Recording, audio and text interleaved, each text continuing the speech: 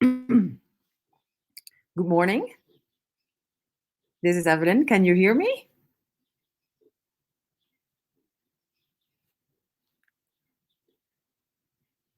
Okay, perfect. Thank you, Maria.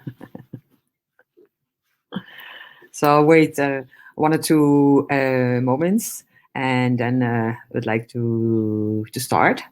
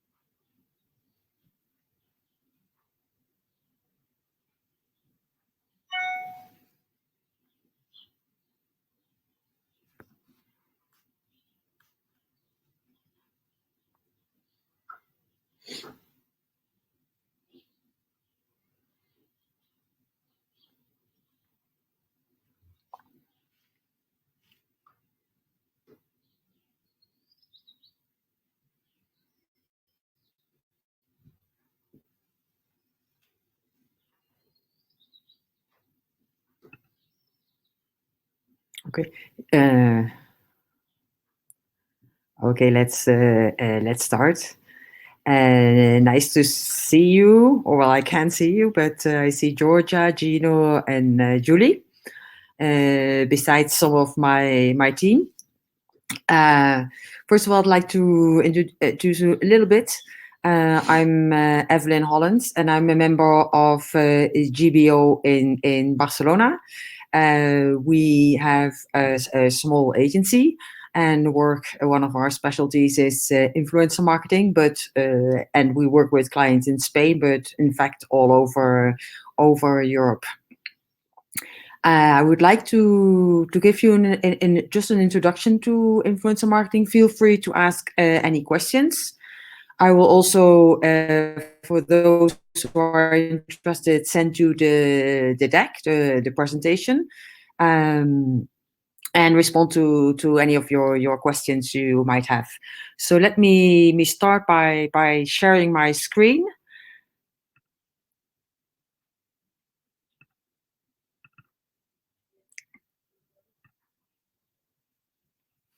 And let's go over a little bit what is influencer marketing, getting back to the basics of influencer marketing. Well, in fact, an influencer, it's a new term, but in fact, it's nothing else than something we know already from the past. In the end, an influencer is a prescriptor. Is a prescriptor, which can be in many fields, from health to wellness to food, and she or he has his opinions, which have an impact on her or his audience. The thing that changed, of course, over the years with new technologies is that we have social prescriptors, social influencers.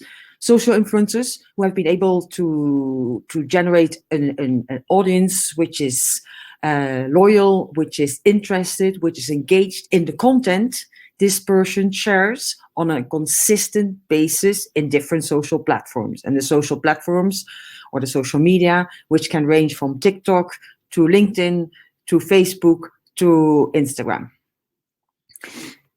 They are important because they have an impact. There are several studies which show that influencers have an impact on the decisions of their audience, on the decisions of the audience in the sense of the purchasing intent of an influencer.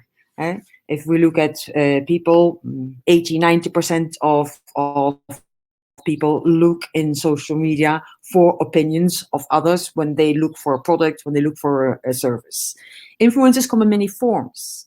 Influencers can be very small, can have what we call nano influencers or micro influencers, which might have a small number of followers from up to 50,000 people, but they might have a high engagement. They might be very expert or have a great expertise in the field they're working in. Think, for example, of technology influencers, people who write, who evaluate products or publish content related to technology, to electrical vehicles, and have a great authority in their field. On the other extent, we have the celebrities. We have celebrities which are influencers, which might have more than 5 million or millions of followers, and they might have less engagement. There might be an interest. Their audience is basically viewing their content, but not engaging that much. So a lot of times, celebrity influencers might be used to generate awareness for a product, for a brand, because they have a great reach. Now, when we talk about influencers, many people think about the first thing that comes to your mind, okay, they have a big follower base. They have an enormous amount of likes, there's a good engagement, but that's not necessarily the most important thing. When we look at influencers, we also evaluate that they're really providing value, that content is interesting for its audience, that it's both from an influencers as well as from a brand perspective. And influencers might do the wrong things. And we have an excellent example, which is, for example, Ari. She has an enormous base of followers, over 2 million people that follow her. And in fact, what she wanted is to launch a clothing brand. She, in fact, convinced a clothing brand to do a trial. And they asked her, okay, before committing to a launch of a collection, we'd like you to see if you can sell at least a t-shirt collection. With 2 million people, she was not, as followers, she was not able to sell not even 36 t-shirts. Okay, now how is that possible? That's possible when we look, for example, at some of the audience insight besides her content, besides the qualitative aspect of her content, which are of dubious quality. If we have looked just at the audience insight of Ari, we see that yes, she has an enormous follower base, but almost 50% of her followers are not real people, or what we call mass followers. Those are people who follow more than 1,500 accounts and not able to see your content. So her follower base is pretty suspicious. And also her content is not of good quality. So when you look at influencers, you really have to be careful. They really have to be credible for the audience. And that is constructed over time. Constructed over time with several ingredients you need to put into your content in working with your audience, and which include, first of all, passion. You have to be passionate about the subject. If you're a beauty influencer, if you are into fashion, it should transmit that you're passionate about the subject you're publishing about. It should be consistent. There should be an ongoing stream of content which engages your audience, and it should also be honest. It should be honest in order to be credible. It should be authentic. It should be often. That also requires some steps from the brands. It also requires from brands that they leave some room, that they leave some freedom for an influencer to publish, and don't put them in a cage to publish exactly what they want. Because in the end, an influencer knows what its audience likes. When we talk about influencer marketing, it involves several things. From our perspective, it really includes that you build relationships with people. Influencers in the end are people who can have an positive impact on your business, as they can influence sales or brand awareness. But there should be a basis of trust, and that you only build over time. Some influencers are, as I always said, they're the prescriptors, but there are some of them are people we're already familiar with for years. It can be journalists. Think about fashion journalists. For example, here we have an example. This is Barbara Martello. She was a Spanish Vogue journalist who is converted into an influential Instagrammer in everything related to fashion. Now, as said, there are different types of different types of influencers, and of course, celebrities are the first ones that come to your mind. They might work because they have an enormous reach, but you have to take into account different principles. You have to take into account whether they have an authority, whether they have, besides reach, whether they have authority, whether they are expertise in their field, because they might not always work. We have done quite some analysis for different brands and have seen that brands were working with people who were not fit with the brand values, or were not reaching the target audience the brand was looking for. So where can it help? It can help in different sectors. Influencer marketing, it can help because I would say I picked out three key areas which I think are important. First of all, as we've seen, there are many people who are influenced by social media. Right? Social media help them in their purchasing decisions. Social media publications, when authentic, are what we call earned media. Right? So it's in the end, it's a recommendation of a person you trust, and that's worth more. That's trusted more than any banner advertising, than any advertising tool you can use. Huh?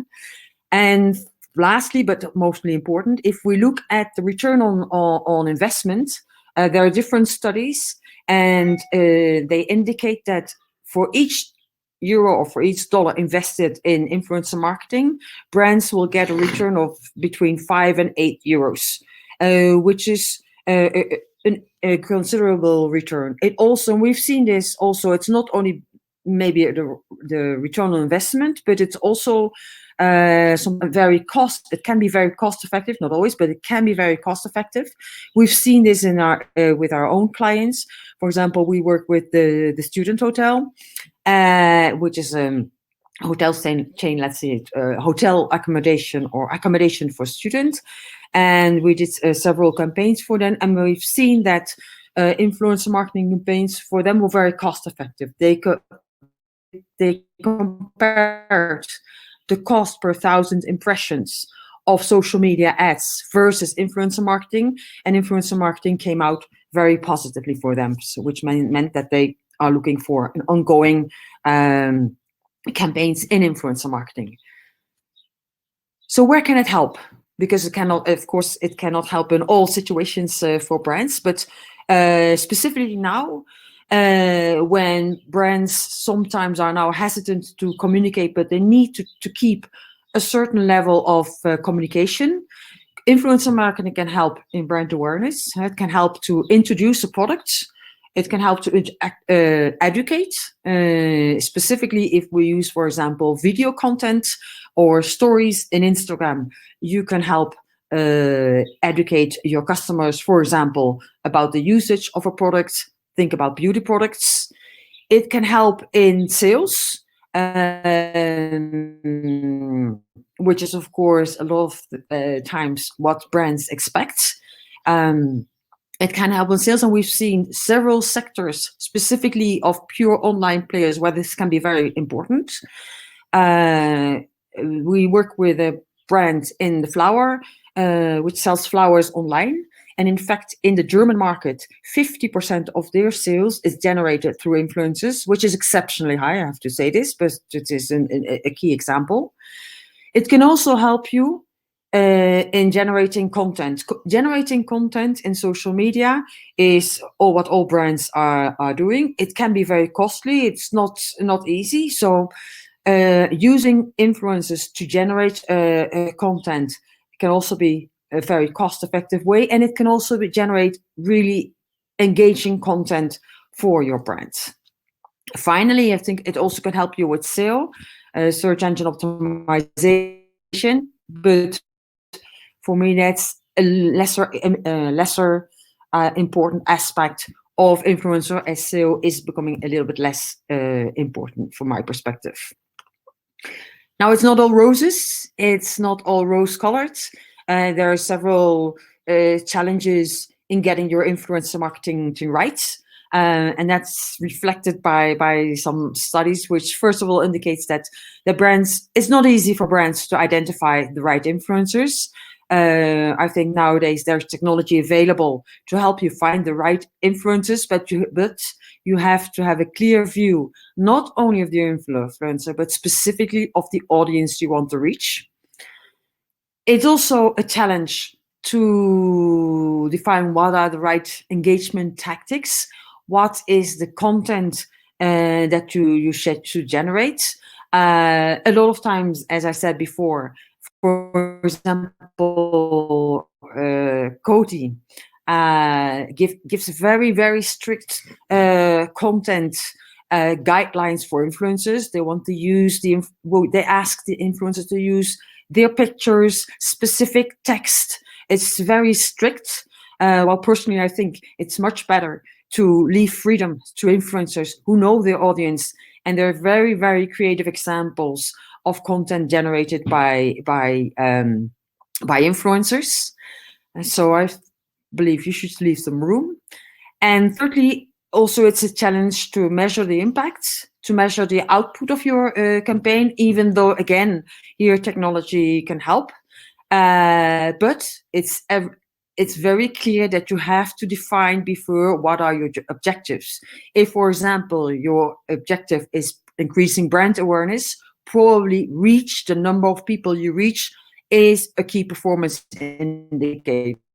So measuring your performance, to do this well, you need technology, but first of all, you need to define what is the objective of your campaign.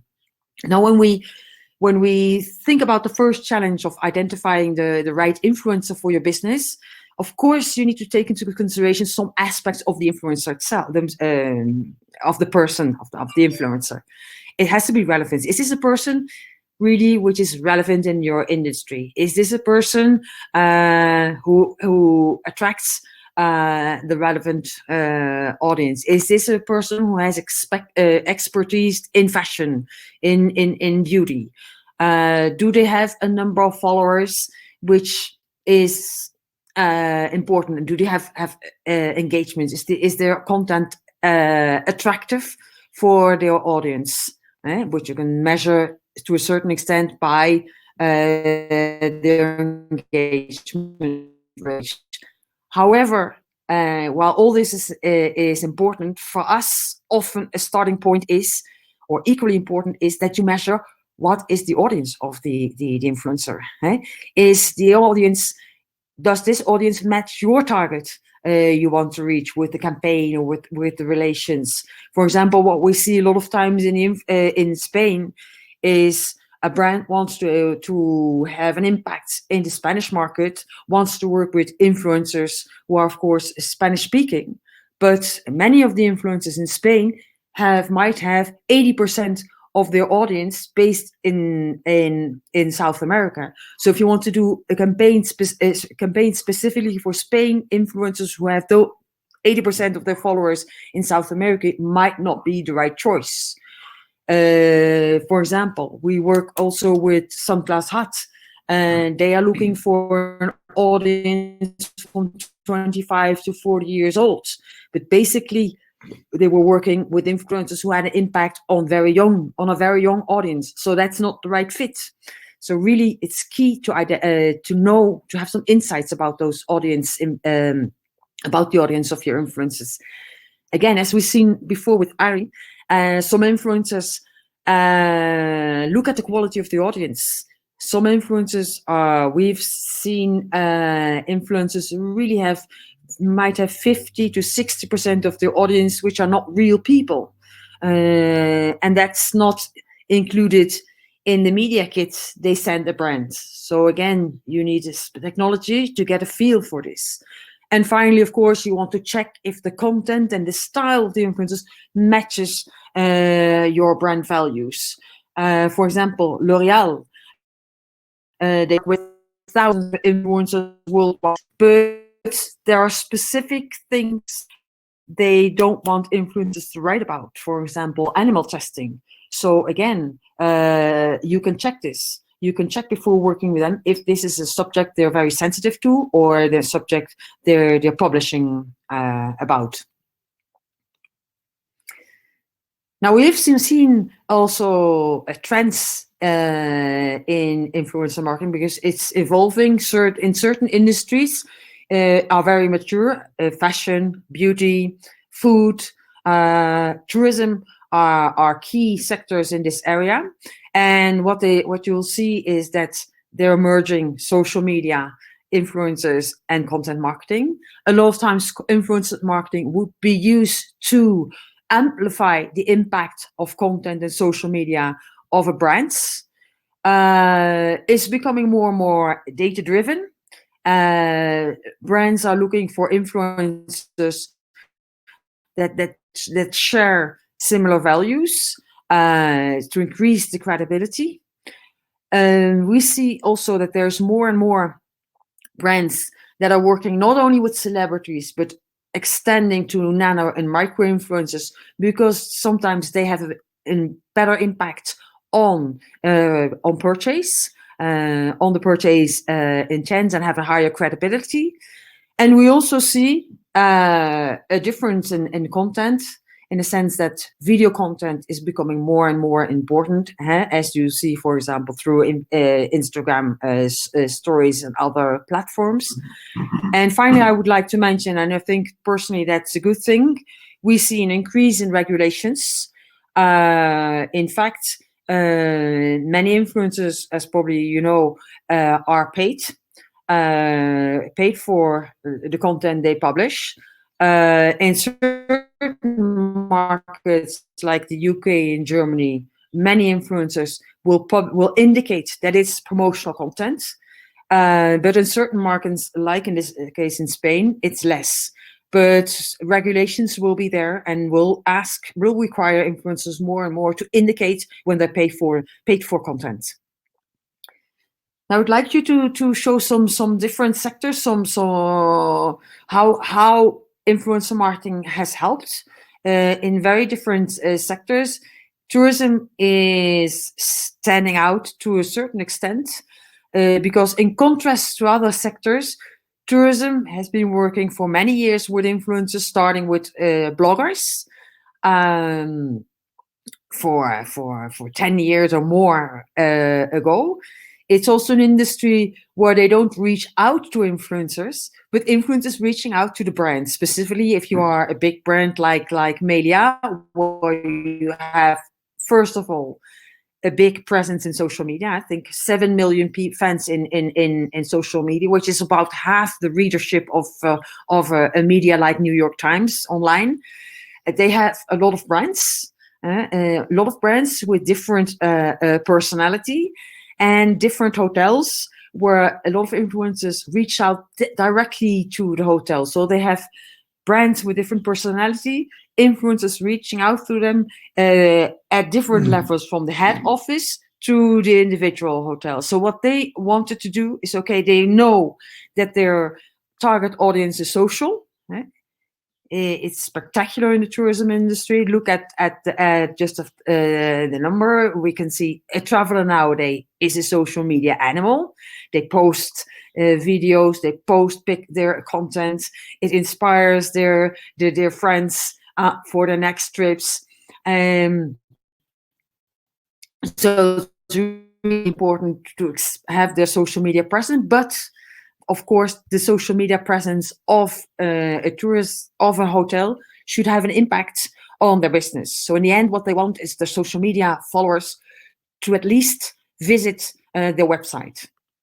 And that was one of the challenges they had: increase the traffic from social media to the website through influencers. But basically, what they wanted is, okay, they have many influencer requests. As I said, they have over 100 influencers requests to stay at the hotel, and say they publish content. What they needed is really to, first of all, define some guidelines for each of the brands. What are the type of influencers that really are interesting or in line with the values of our brands, so that they can give guidelines from the head office to each of the hotel to say, okay, for a concept like Me, which is a specific content, what are the right influencers? The Me hotels, for example, are a little bit more stylish, are a little bit more luxurious, are a little bit, it's one of their brands that is more city focused. So they wanted to make sure that the influencers that they accepted in the hotels, because what they do is, the influencers they work for are not paid for. The influencers they work for get a free stay and are asked to publish about the hotel. They publish freely. There are no strict guidelines, except that they don't want them to, for example, to have some insulting content. But otherwise, the influencers are very free in the type of content they produce, but they are selected. They're very much selected on if they're trend creators, of their design related, they're men and women in a stylish.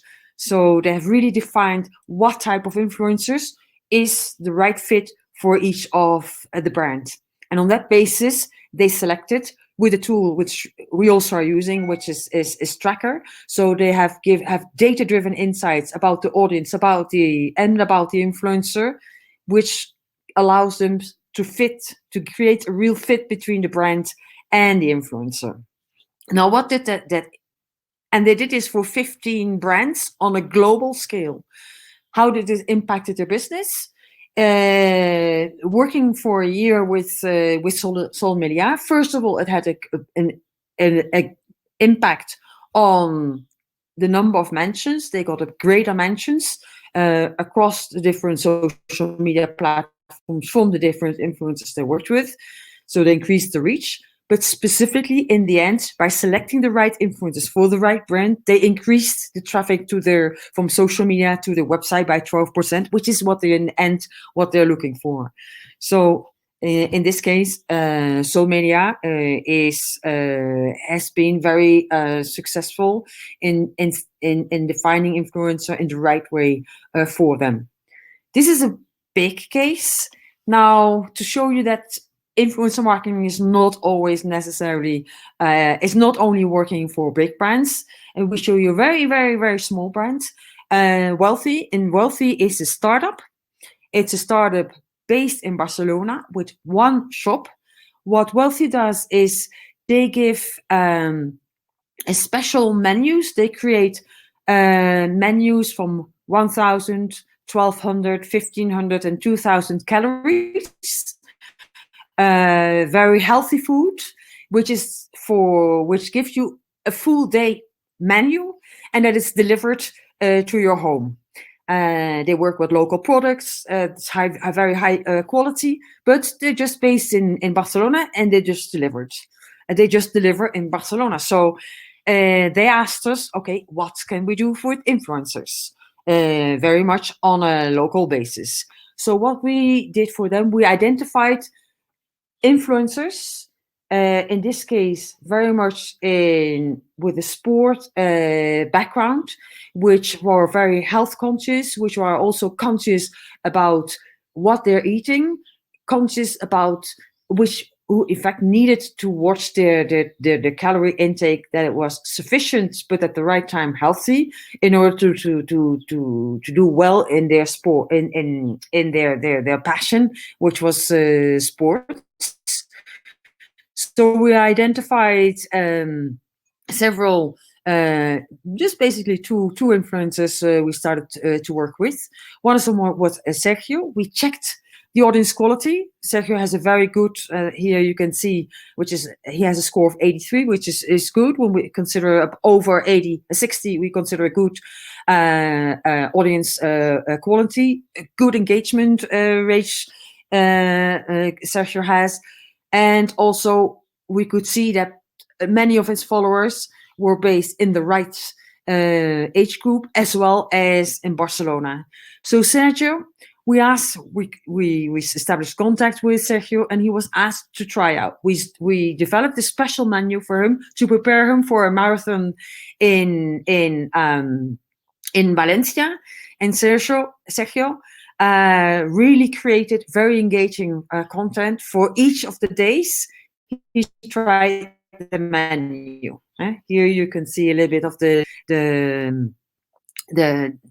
content he generates. Again, we left him complete freedom in the activity, and thanks to the activity, the content Sergio created, which we didn't think was the intention. The intention was to generate awareness, to increase the follower base of Wealthy, which had a positive impact. But even Sergio was able to generate sales for Wealthy. So this is just an example. Even for a small upcoming company with one location, if you work with identified influencers, this can have a positive impact on your business. A last example, which is not a very sexy example, is Polti, which is a cleaning, I think you call it mop, a cleaning a product, a cleaning tool. They wanted to try influencer marketing. And of course, they had different objectives. And first of all, they wanted to increase sales, but also increase the visibility of their product. This was not easy. It was their first time they worked with influencer marketing. So they wanted to see what it can do for them. But they had, the marketing department really had, some own ideas where we had to convince them that they should work a little bit differently. First of all, we said, okay, if you want to have an impact and want to achieve the objectives, of course, we need to work with influencers which are relevant for your target audience. We'll use product seeding and give them a discount code which they can use for their follower basis, so we can measure afterwards the impact on sales. And finally, we think this is a product which you need to show, which the audience need to see how it works. So YouTube is an excellent platform to do so. Now, this required quite some convincing of the marketing department. First of all, they were looking for Instagram. Well, at that moment, Instagram was just basically picture-based. So we thought we had to convince them that YouTube was the right platform. And secondly, it was quite a challenge to convince them of the influence to use. The marketing department had some contact with influencers, but those influencers were top influencers, were influencers with big follower base, but working basically on the beauty aspect, or a very, very much lifestyle-oriented focus. While we said, this is not the type of audience, those influencers don't have the type of audience you want to reach. We propose to you a different, more a micro-influencer type approach, which are really into cleaning, because you can find them. They said, no, we want to include some lifestyle, beauty in the influencers. But when we said, okay, so in the end, we said, okay, we'll reach out to them. When we reached out to them and they saw, and the marketing department in the end saw the remuneration they asked for, they said, okay, forget it. So that's the only way we convinced them to use the type of influencers we indicated, because we said, okay, no, let's go for a different type of influencer, which are more micro type of influencers, but are really into cleaning. And they are there. If you go to YouTube, you'll find people who are really passionate about or about cleaning. They'll produce videos. We have found influencers like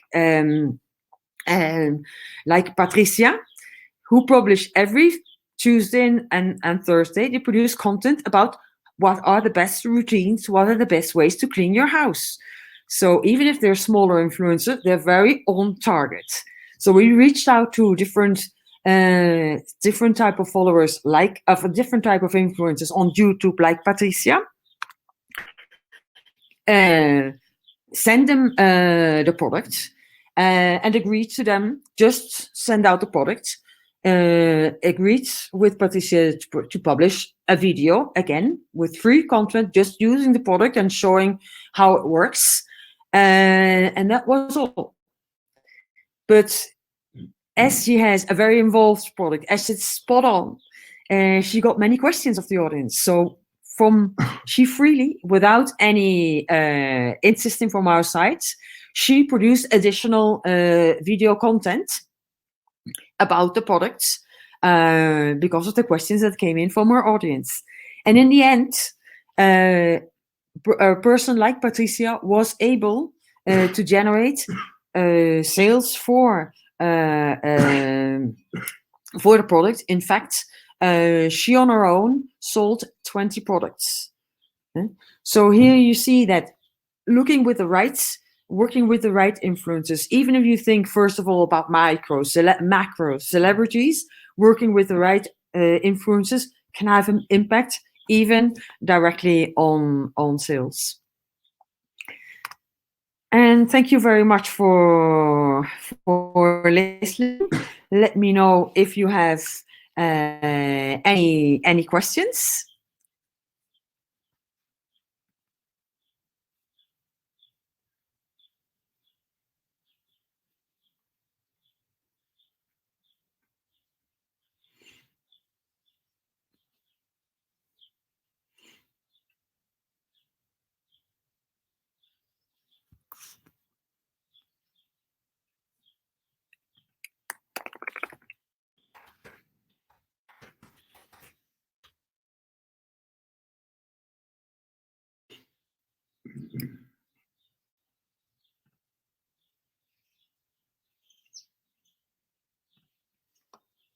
Any? Thank you. If you have any questions, let me know. Also, if you are interested in the deck, of course, I'll send it to you. If you are working in any industry or have your business, let us know. We can offer you a free analysis of two influencers, which might be of interest for your business, but a data-driven approach. So please let us know. Thank you, Jonathan. Thank you, Maiten. And I hope we have a chance to talk personally soon. Thank you, Pai.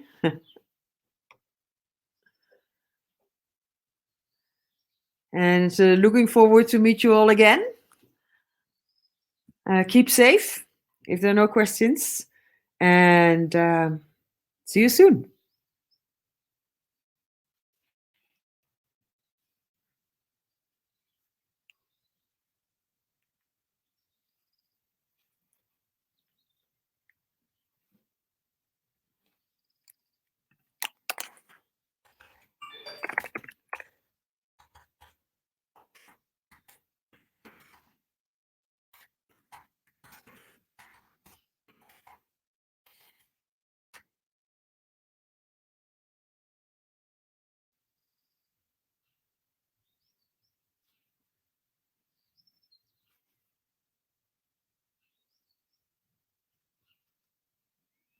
Thank you, Georgia.